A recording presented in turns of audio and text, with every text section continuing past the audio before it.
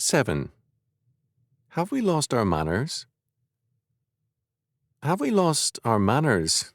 Very obviously, people are not as mannerly now as they once were. My favourite story on old-fashioned courtliness and humour goes back to the days of Theodore Roosevelt's presidency. In those days, Washington was a small city and the area had few people. Roosevelt loved to take friends on hikes around the Potomac River and the marsh area. On one hike on a hot day, when the group halted, Roosevelt suggested that they take a swim.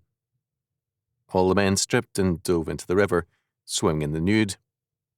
Roosevelt noticed, however, that the French ambassador, Jean-Jules Jusserand, had removed everything except his gloves.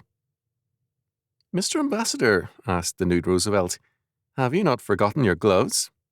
The debonair Frenchman replied, "We might meet ladies." There is something to be said for an era with that kind of wits and presence of mind.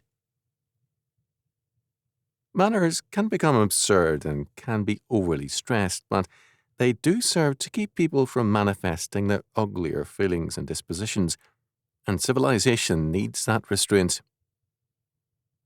Too often, for example, our news commentators, cartoonists, and politicians are unmannerly to the extreme. Anyone who disagrees with them is a menace to civilization, a fascist beast, the enemy of the people, and so on. We are seeing increasingly the disappearance of all manners towards people who disagree with us. Civilized discourse requires and depends on treating those who disagree with us as entitled to courtesy, respect, and a fair-minded attention. To break the rules of mannerly discourse is a prelude to social violence and civil disorders. It means that we regard the other person as mentally hopeless and therefore only amenable to coercion and violence.